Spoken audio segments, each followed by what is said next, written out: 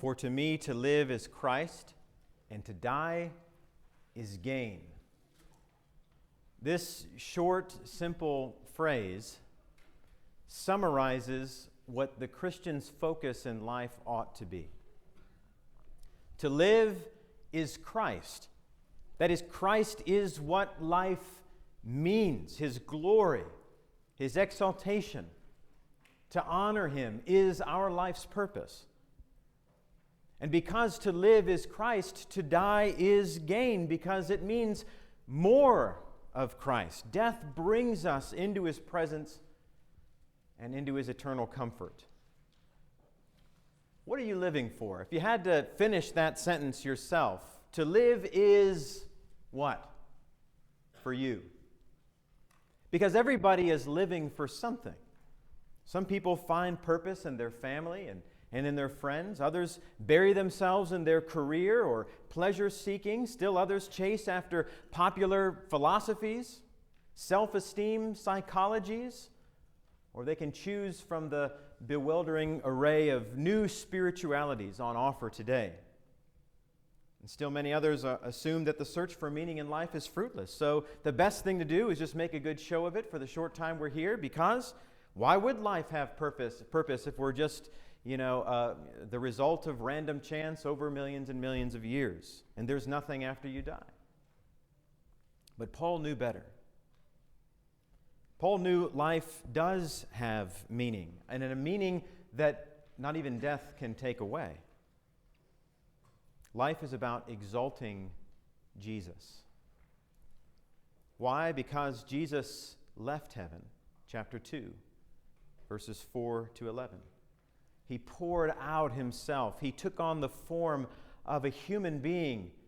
He came not to be served by others, but to serve others. He poured out His whole life, going all the way to death. What kind of a death? A death on a cross, a death one cursed by God. And because of His faithfulness, because of His love and His self-sacrifice, God raised Him up from the dead and seated Him at the highest position possible, highly exalted Him, and bestowed on Him the name that is above every other name, so that at the name of Jesus every knee would bow and every tongue would confess that He's Lord, that He's exalted. Paul had done that. He had bended the knee. He had confessed Jesus as Lord, and then he lived the rest of his life exalting Jesus Christ. Now, I've been looking at this text this week, and I found 3 here practical lessons that Paul is teaching us about the value of living a Christ-centered, Christ-focused, Christ-exalting life. Paul endured 3 tests. And the point we want to make today is that if Paul could endure these 3 extreme tests, then we can endure our problems, our tests, provided we share that same viewpoint of Paul: to live as Christ, to die as gain. So the first test, the test of incarceration. The test of incarceration you can see in verses 12 to 14. And the thing that Paul is teaching us here is that exalting Christ matters more than our personal freedom. Because let's not forget where Paul is when he's writing Philippians. He's in jail. The man is not free to do what he wants. Now, there's no consensus on exactly where Paul was when he wrote the letter, because the New Testament records various times that Paul was thrown in prison. We know he was in prison in Caesarea Philippi. We know he was in prison in Rome. Some people think he was in prison in Ephesus after his 3rd missionary journey. The general consensus, the majority believe he was in Rome. This would be at the end of the book of Acts, right? Acts chapter 28. Now, he's not in a dungeon like he was when he wrote 2 Timothy. He's actually on house arrest. He would have been chained with both wrists, and he would have been handcuffed to a Roman soldier at all times because he was a flight risk. Of course, Paul wouldn't run away, but that was the common practice because he was awaiting a trial. But he was free to receive people.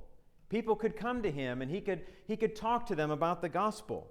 And he was living there in Rome at his own expense. But think about what that would have been like for Paul. Knowing Paul like we do when we read the New Testament, what kind of a guy was Paul? He wasn't content to be sitting around in one place. His aim was to go out into the world, to travel to new places, to bring the gospel to people who hadn't heard it before. When he writes to the Romans, he says that he wants to go to Rome, not so that he can stay in Rome, but use Rome as a base of operations to push further west. He wants to go to Spain. He wants to go to even beyond Spain. But here he's stuck. He can't go anywhere for an undetermined length of time until his trial, while he may be let go or he may not be let go. Now think if that was you. You're thrown in prison. Now, instead of prison being a source of frustration and depression, Paul welcomed it. Because however much frustration it might have been for him personally, it actually served to advance the gospel of Jesus Christ. Now, how could somebody have that view? Because his personal freedom wasn't at the top of the list of his priorities. Because for Paul, to live is Christ and to die is gain. The advance of the gospel was more important than his own liberty. Do you see that in verses 12 to 14? I want you to know, brothers, that what has happened to me, his imprisonment, has really served to advance the gospel. So don't feel bad for me, guys. Now, yeah, sure, I'd rather be out preaching, but actually, you need to look below the surface here. It has become known throughout the whole imperial guard. These would be Roman soldiers.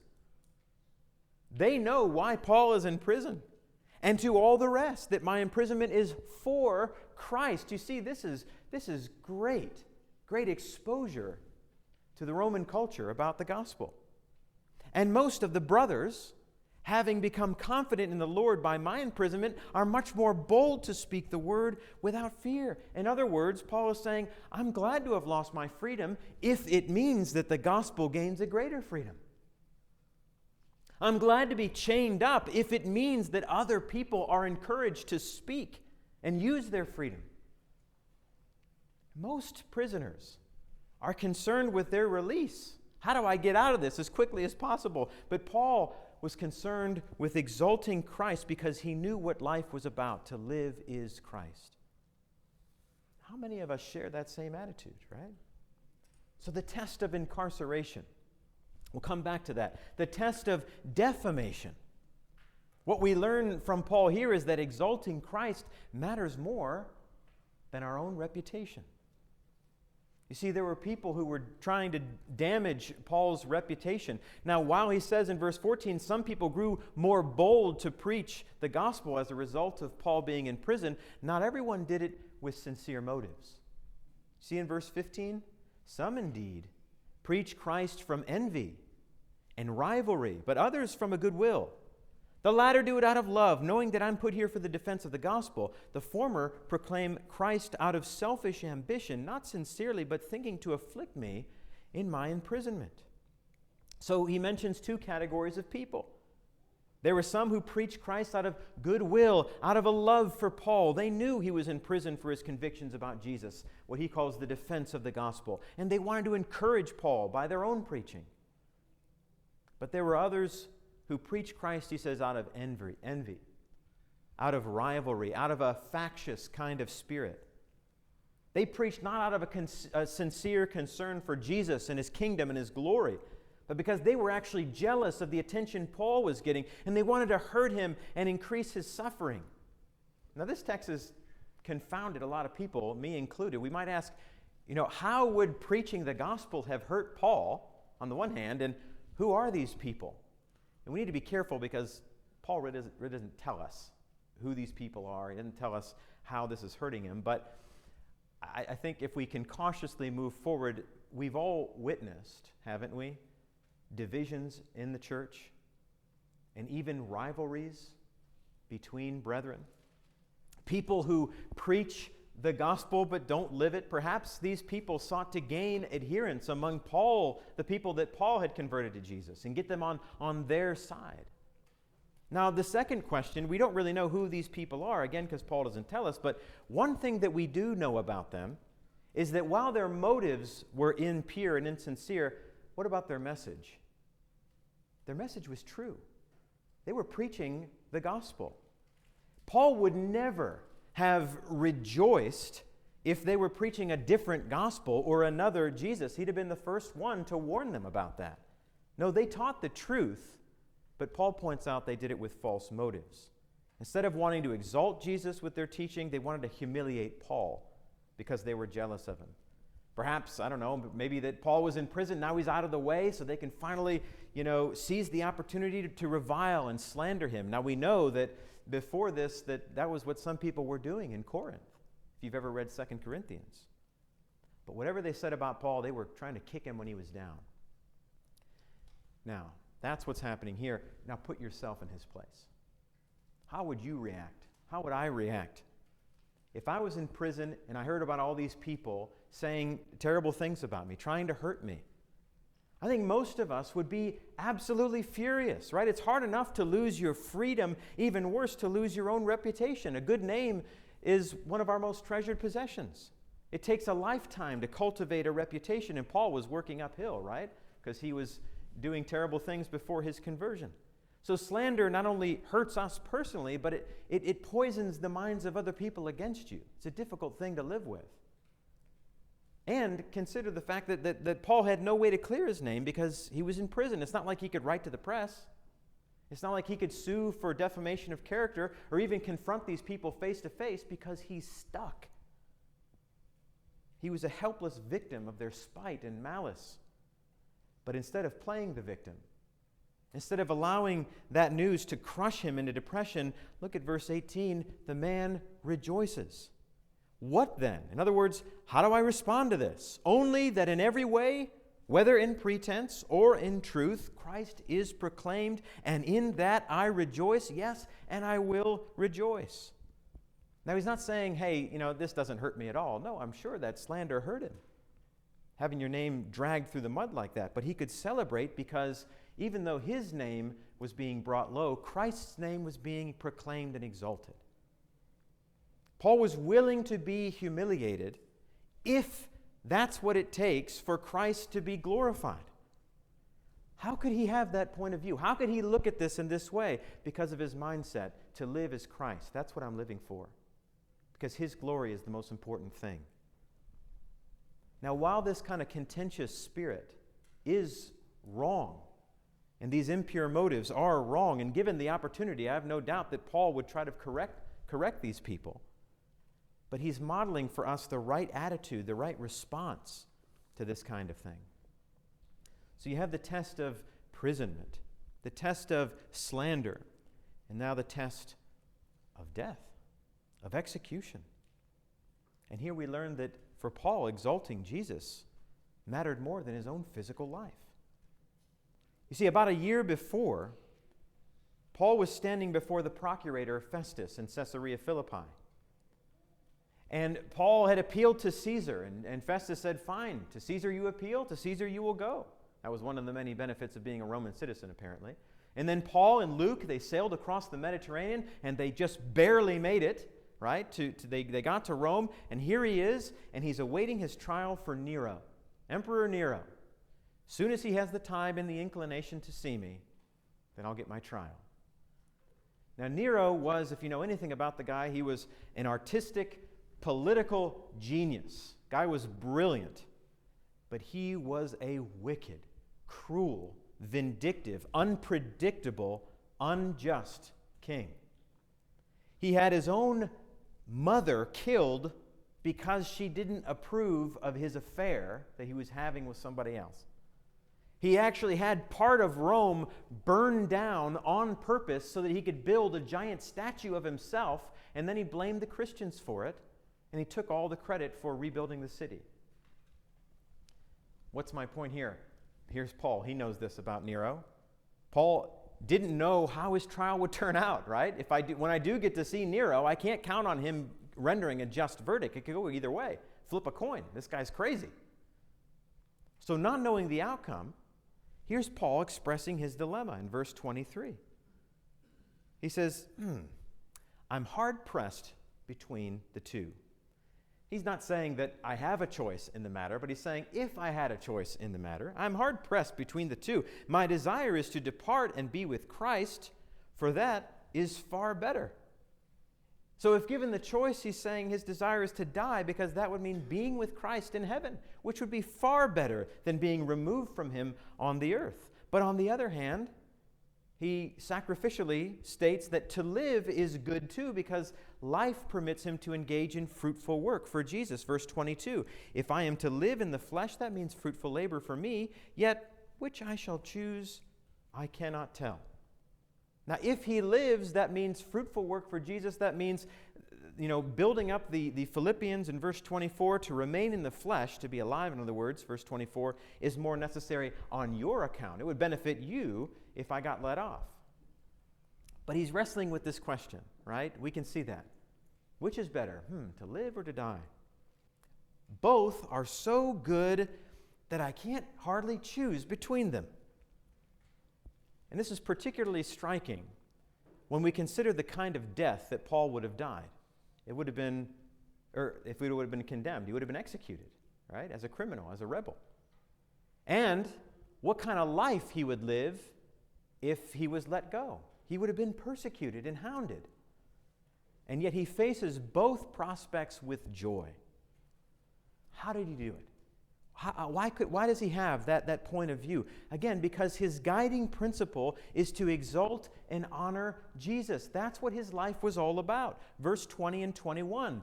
It is my eager expectation and hope I will not at all be ashamed, but that with full courage now, as always, Christ will be honored in my body, whether by life or by death.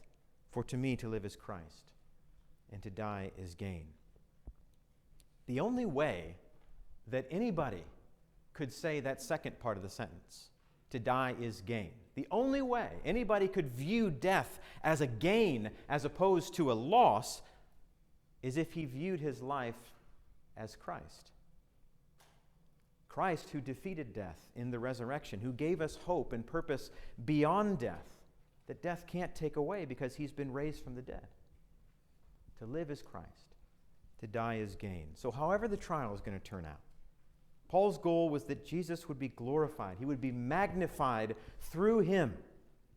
And so he could face the prospect of life, a life of persecution on the one hand, or a death by execution on the other, with courage, with joy, because he had his priorities in order. You see, to Paul, Nero was a small fry. Nero was low on the totem pole. Yes, he may have been the most powerful man on the earth. But Nero's verdict, the trial in Rome, that was secondary. He knew who was in charge. He knew that in heaven, in the heavenly court, he would be vindicated by the righteous judge, the one with all authority, Jesus. To live is Christ, to die is gain. Do we have that same focus? I think most people, when their life is threatened, would do just about anything to extend it. People have told lies. They have offered bribes. They've groveled at the feet of tyrants. They've done unspeakable things. They've begged without dignity for mercy. Not Paul. Because the ruling principle was not his physical survival. That's not the most important thing. Jesus' glory, his exaltation is the most important thing. That's what matters most. What matters is neither that he should die, though that would be best for him. That's what I want, he says. Far better. Nor that he should remain alive, though that would be better for you, Philippians. But that Christ would be honored, verse 20. And God in his wisdom would know whether he would be honored more by Paul's life or his death. So where does this land with us?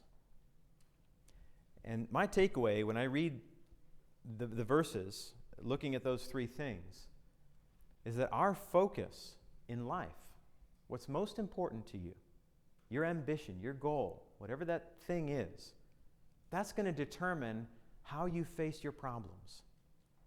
So you better pick something that's stronger than your problems. Paul mentions these three things that are universally treasured: personal freedom, a good reputation, physical life, and all three were in danger. His freedom had already been taken away, his reputation was being tarnished by insincere preachers, and his life was being threatened by a capricious king. And to top it off, and this is the real kicker, the guy's completely innocent. He has done nothing wrong. He doesn't deserve any of this treatment. How would we have faced that threefold distress? most would face these issues either with sobbing and self-pity and why does this happen to me and my life is so bad, or with cursing and bitterness, hatred. But not Paul. He meets it with resolve. He meets it with confidence because his priorities were in the right place. Because to live is Christ, to die is gain. He's modeling what that Christ-centered focus does. It equips us to face life's problems, whatever they are. He was willing to suffer imprisonment, interrupting all of his plans and all of that, so the gospel would be advanced. He was willing to suffer humiliation of his opponent's slander if that's what it meant for Jesus' name to be proclaimed in the world. He was willing to suffer execution as an innocent man if it meant that Jesus could be honored in his death. So we end with these two questions. What is your focus? Now, everybody in the room has to answer this. What is your focus in life? Why are you getting out of bed in the morning? Why do you make the decisions that you do? What's underneath all of that? What is your ambition? What are you trying to get out of life? What do you think you're here for? Paul's focus was Christ-centered. And I want you to see how that helped this man overcome all the odds. Not just endure these things, not just get through them. No. He overcame those things. He could see way beyond the trial, way beyond his death, to Jesus sitting on his throne. So what is your focus? And then, what are your problems? Look, we've all got problems. We all have sources of stress and frustration, things that are trying to pull us down or distract us. What are those things in your life? Make a mental list. These are Paul's. What are yours? And how do they stack up to Paul's? Let's be honest. Have any of us been thrown into prison recently? Lost our freedom because of our faith? What are we dealing with? You see, how we handle our problems reveals what we're really focused on. And too often, our response to trouble, it shows how really self-centered we really are. I want to enjoy my freedom, and I'm going to resent any kind of interference, any kind of limitation placed on my freedom. Why? Because it's about my freedom. It's about me. Right? I want others to think well of me, and I want others to praise me. I want to live a long and happy and healthy life and get the most out of it. And when anything threatens those things, our reaction is to compromise our faith instead of looking to Jesus. Because we're only viewing those difficulties from the standpoint of how they're affecting me personally, right?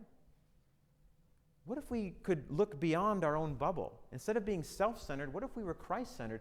How is this going to play out? How could Jesus be exalted through this troubling experience for me? What if I showed patience? What if I forgave? What if I was merciful? What if I was strong throughout this? What if I looked to Jesus? What if I prayed more? It all comes down to the simple choice we face every day. What is my ultimate ambition? For me to live is what? Finish the sentence. And the only motto to live by that's going to do us any good in the long run is for me to live as Christ. Because if I'm living for Christ, then dying is gain. And again, Paul did not just endure his problems. He didn't just grit his teeth and bear it and wait for the end. He rose above those problems. He could see that there was good. God was achieving good through his difficult situation. How could he do that? Because he's a Christian. Because Jesus is center. Because he crucified his selfish ambitions and he was raised up to walk in newness of life. He was exalted with Christ, seated with him in the heavenly places. I have been crucified with Christ, Paul says. It is no longer I who live, but Christ who lives in me. And the life I now live in the flesh, I live by faith in the Son of God, who loved me and gave himself for me. Can we see his positive example? Can we see how challenging that is to us?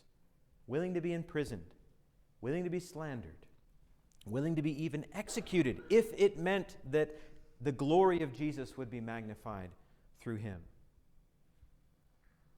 And my prayer and our prayer should be today that God could give us the same Christ-centered focus and the same strength so that we could say with honesty, to live is Christ and to die is gain. Can you say that with me today? Can you say that with Paul today? If you can't say that, ask yourself why. What is your focus? What is your ambition? What are your problems? Whatever your problems are, if you bring them to Jesus, He can help you. He can help you not just endure them, but rise above them. But maybe you've never come to Jesus at all. And maybe you've been thinking about that and you'd like to do that. Follow the example of Paul. Repent of your rebellion toward God. Repent of your sinfulness. Turn to the Lord because He can heal you. He can bring you mercy and forgiveness. He can wipe your slate clean. And crucify yourself, your passions, your desires. Allow Jesus to take control. Allow Him to reshape your life. Be buried with Jesus in baptism so that that old person of sin would die and be raised with Jesus so you can be a new person. You're still you, but Christ is in you. And now you can be a person who exhibits the fruit of the Spirit, love and joy and peace and patience and kindness and goodness. If you've never done that, then I invite you to as we stand and sing.